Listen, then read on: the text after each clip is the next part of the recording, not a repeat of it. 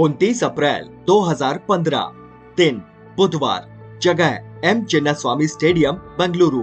वजह royal Challengers Bengaluru और Rajasthan Royals के बीच आईपीएल मैच। 32,000 दर्शकों की क्षमता वाला स्टेडियम दर्शकों से खचाखच भरा हुआ था। दर्शकों के साथ ही दोनों टीम के खिलाड़ियों का जोश भी उफान पर था। पहले बैटिंग करने उतरी आरसीबी के धुरंधर क्रिस गेल और विराट कोहली की जोड़ी सस्ते में पवेलियन लौट चुके थे। इसके बाद उतरे एबी डिविलियर्स, मनदीप सिंह और दिनेश कार्तिक ने कुछ रन तो बटोरे, लेकिन वो रनों की रफ्तार नहीं बढ़ा सके। तभी मैदान पर उतरा महज 17 साल का एक लड़का। उसने आते ही आते चौकों की झड़ी लगा दी। एकाएक नजारा और माहौल बदल गया। आरसीबी की इनिंग खत्म होते होते स्कोरबोर्ड पर 200 रन टंग चुके थे और पवेलियन की ओर लौट रहा था अपने खाते में अभिजीत 45 रन जोड़े वो लड़का जिसका नाम था सरफराज खान। इससे पहले कि वो पवेलियन पहुंचता, एक ऐसी घटना हुई जिसने लोगों को हैरान कर दिया। उनके सामने खड़े थे टीम के कप्तान विराट कोहली। कोहली ने झुककर सरफराज खान का अभिवादन किया। सरफराज खान जैसे खिलाड़ी के लिए ये अद्भुत, अविस्मरणीय और अविश्वसनीय पल था। तब शायद ही किसी ने सोचा होगा कि जिसे आज विराट कोहली झुककर सलाम कर रहे हैं, उसे एक दिन पूरी दुनिया सलाम करेगी। रात को वक्त दिया जाए गुजरने के लिए, आपकी मर्जी से सूरज तो नहीं निकलेगा। ठीक 8 साल 9 महीने 17 दिन बाद 15 फरवरी 2024 गुजरात के सबसे पहले solar powered cricket stadium Niranjan Shah stadium में आज भारत की तरफ से एक नए खिलाड़ी के इंटरनेशनल करियर का आगाज होने वाला था। महान स्पिनर रिटायर्ड अनिल कुंबले ने उसे टेस्ट कैप पहनाई। सरफराज खान भारतीय टेस्ट में खेलने वाले 311वें खिलाड़ी बनने जा रहे थे। सिर पर टेस्ट कैप पहनकर उसे लगा जैसे उसने कोई ताज पहन लिया हो। वो ज्यादा देर तक खुद को नहीं रोक सका और भागकर अपने पिता और कोच नौशाद खान के सीने से जा लगा। उसकी आंखों में आंसू थे और पिता के आंखों में आंसुओं का सैलाब। दोनों लिपट कर खूब रोए। इन कुछ पलों में उन दोनों ने अपनी तपस्या के तमाम सालों को जी लिया। आंसू कुछ थमे तो सरफराज ने अपनी टेस्ट कैप अपने पिता नौशाद खान के हाथों में थमा दी। पिता ने वो कैप अपने होठों से चूम ली। उन्हें उसकी कीमत मालूम थी। जो भी उस मैदान पर मौजूद था, जिसने भी वो दृश्य टीवी पर देखा, वो भी भावुक हो गया। ये वही सपना था जिसे पूरा करने के लिए बाप बेटे ने सालों साल दिन रात एक कर दिए थे। आज वो सपना पूरा हो रहा था। लेकिन सरफराज खान का यहाँ तक पहुँचने का सफर इतना आसान कभी नहीं था। यहाँ तक पहुँचने के लिए उसने तमाम इम्तिहानों को पास किया था। सबसे पहले बात उस आधार स्तंभ की जिसके सहारे सरफराज खान यहाँ तक पहुँचने में कामयाब हुए हैं। वो आधार स्तंभ कोई और नहीं बल्कि खुद उनके अब्बू नौशाद खान हैं। एक इमारत उतनी ही मजबूत होती है जितनी मजबूत उसकी नींव। नौशाद खान का क्रिकेट के प्रति जुनून उन्हें आजमगढ़ की गलियों से मुंबई की झुग्गियों तक ले आया। उन्होंने ट्रेनों में टॉफी, खीरे और ट्रैक पैंट तक बेचे। हालांकि वो रेलवे में चतुर्थ श्रेणी के कर्मचारी थे, लेकिन उससे होने वाली कमाई इतनी कम थी कि 5 लोगों के लिए 2 जून की रोटी का जुगाड़ भी बमुश्किल ही हो पाता था। वो झुग्गियों के शौचालयों में लाइन में खड़े होते और लोग उनके बेटों को थप्पड़ मारकर आगे निकल जाया करते। नौशाद खान खुद भी एक क्रिकेटर रहे हैं। उन्होंने मुंबई के लिए रणजी भी खेला, लेकिन नेशनल टीम में जगह बनाने में वो कामयाब नहीं हो सके। बाद में वो कोचिंग देने लगे। उन्होंने सरफराज खान को क्रिकेट सिखाना सिर्फ इसलिए नहीं शुरू किया कि वो उनके बेटे हैं, बल्कि ऐसा करके वो किसी को मुंह तोड़ जवाब देना चाहते थे। वो किसी का घमंड चकनाचूर करना चाहते थे। नौशाद खान ने एक क्रिकेटर के लिए कभी वही सपना देखा था जो कुछ दिनों पहले तक सरफराज के लिए देखा करते थे। उस क्रिकेटर का नाम है इकबाल अब्दुल्ला।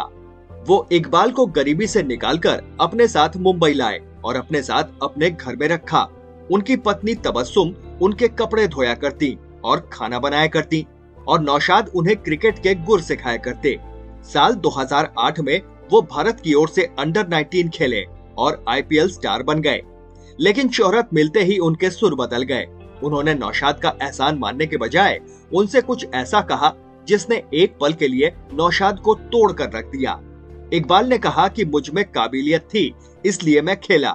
अगर आप में काबिलियत है तो अपने बच्चे को खिला कर दिखाओ। नौशाद का दिल तो टूटा, लेकिन उन्हें गुस्सा नहीं आया, बल्कि उन्होंने इसे एक चुनौती के रूप में लिया। उस दिन से उनका एक ही सपना था, अपने बच्चे को नेशनल टीम में खेलते हुए देखना। सरफराज खान का जन्म 27 अक्टूबर 1997 को मुंबई, महाराष्ट्र में हुआ था। क्रिकेट उनकी रगों में दौड़ रहा था। शायद इसीलिए उनका मन पढ़ाई लिखाई में कभी नहीं लगा। महज 6 साल की उम्र में उन्होंने अपने हाथों में बल्ला थाम लिया था।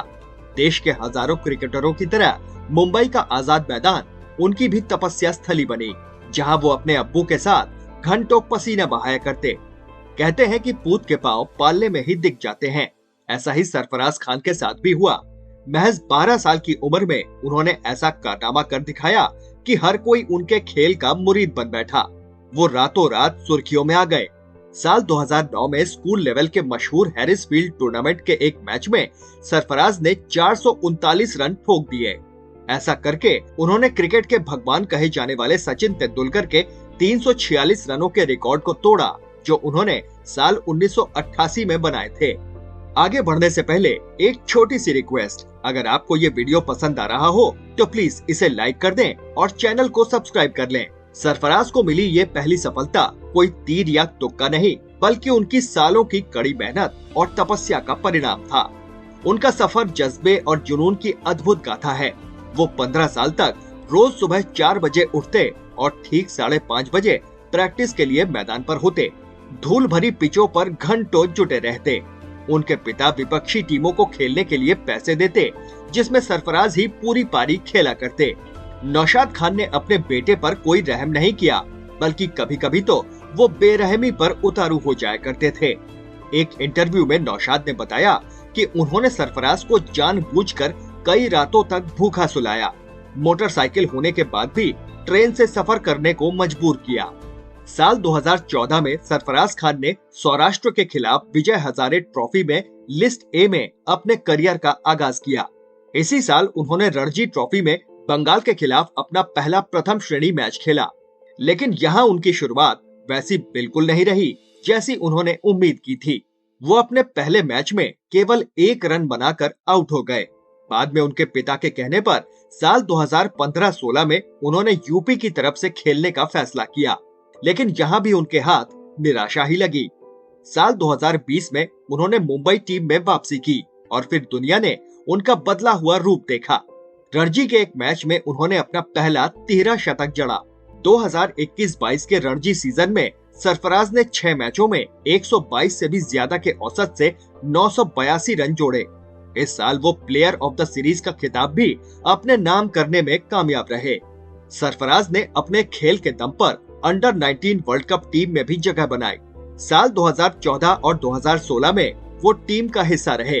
2016 वर्ल्ड कप में वो दूसरे सबसे ज्यादा रन बनाने वाले खिलाड़ी रहे। यही नहीं, उनके पास अंडर 19 वर्ल्ड कप में सबसे ज्यादा अर्धशतक जड़ने का भी रिकॉर्ड है। उन्होंने 2014 में 2 और 2016 में 5 अर्धशतक यानी कुल मिलाकर 7 अर्धशतक जड़े हैं। उनका खेल लोगों की नजरों में आने लगा था।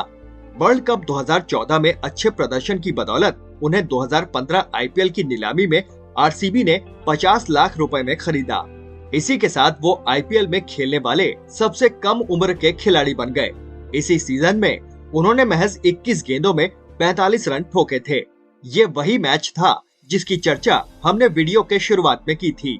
अब ये खिलाड़ी आईपीएल के त्योहार में कोहराम मचाने को तैयार था, लेकिन शायद अभी सरफराज की किस्मत में और अंधेरा लिखा हुआ था। जिस कप्तान ने कभी झुककर उसका अभिवादन किया था, उसी ने उसे अनफिट बताकर टीम से बाहर कर दिया, लेकिन उसी ने उसे वापस लौटने का तरीका भी बताया। विराट कोहली ने सरफराज को अपनी फिटनेस पर काम करने की नसीहत दी। सरफराज ने फिटनेस हासिल करने के लिए अपनी फेवरेट बिरयानी तक से तौबा कर ली। इस बीच उन्हें उनके मोटापे को लेकर खूब ट्रोल भी किया गया, लेकिन सरफराज हार मानने वालों में से नहीं थे। हालांकि वो आरसीबी से होते हुए पंजाब किंग्स 11 और दिल्ली कैपिटल तक पहुंचे, लेकिन आईपीएल में कभी डोमेस्टिक जैसा कारनामा दोहरा नहीं सके। डोमेस्टिक क्रिकेट में वो लगातार अपनी धाकड़ पारियों से टीम इंडिया का दरवाजा खटखटाते रहे। जब भी टेस्ट टीम के सिलेक्शन की बारी आती, यही लगता कि इस बार तो सरफराज खान का नाम जरूर होगा, लेकिन ऐसा होता नहीं। सरफराज खान और नौशाद खान दोनों कुछ पलों के लिए नाउम्मीदी की अंधेरी गलियों में खोते जरूर, लेकिन फिर वो दुगनी मेहनत और लगन से इस अंधेरे को चीर रोशनी को ढूंढने निकल पड़ते। लेकिन हर रात की सुबह होती है। सरफराज की सुबह हुई 10 फरवरी 2024 को। भारत इंग्लैंड टेस्ट सीरीज के आखिरी 3 मैचों के लिए टीम का ऐलान कर दिया गया था और इस टीम में वो नाम था जिसका इंतजार न केवल खिलाड़ी को बल्कि खेल प्रेमियों को भी लंबे समय से था। आखिरकार सरफराज खान टीम इंडिया के टेस्ट स्क्वाड का हिस्सा बन चुके थे और जब मैच के पहले ही दिन सरफराज खान ने महज 48 गेंदों में 104 से भी ज्यादा के स्ट्राइक रेट से अपना पहला 50 जड़ा तो पूरा मैदान तालियों की गड़गड़ाहट से गूंज रहा था। वीआईपी गैलरी में बैठे उनके पिता नौशाद की आंखों में एक बार फिर आंसू थे। उन्हें बधाई देने वालों का तांता लग गया। ये अर्धशतक कोई सामान्य अर्धशतक नहीं था, बल्कि इसी अर्धशतक के साथ सरफराज ने रिकॉर्ड बुक में अपना नाम भी लिखवा लिया था। उन्होंने डेब्यू टेस्ट मैच में दूसरा सबसे तेज अर्धशतक जड़कर हार्दिक पांड्या की बराबरी की। लेकिन ये तो अभी शुरुआत थी। उनकी अगली पारी और ज्यादा आकर्षक, ज्यादा खतरनाक होने वाली थी। दूसरी पारी में उन्होंने 72 गेंदों में 68 रन जोड़े, जिसमें उन्होंने 6 झन्नाटेदार चौके और 3 सनसनाते छक्के भी जड़े। इसमें कोई शक नहीं कि भारतीय टीम को एक ऐसा खिलाड़ी मिल गया है जो भविष्य में अपने खेल की चमक से खेलों की दुनिया को रोशन कर देगा। सरफराज खान की ये कहानी ये जरूर साबित करती है कि हर रात की सुबह होती है। शायद तभी तो सरफराज खान के पिता नौशाद खान ने कहा होगा, रात को वक्त दिया जाए गुजरने के लिए, आपकी मर्जी से सूरज तो नहीं मर्जी से निकलेगा। सूरज तो नहीं निकलेगा। अगर आप भी सरफराज खान के खेल के मुरीद हैं तो कमेंट बॉक्स में जरूर लिखें। वीडियो पसंद आया हो तो प्लीज इसे लाइक करें और ज्यादा से ज्यादा लोगों तक शेयर भी करें। चैनल पर नए हैं तो सब्सक्राइब करें और नोटिफिकेशन बेल जरूर दबा दें। फिर मिलेंगे एक नए वीडियो के साथ। नमस्कार।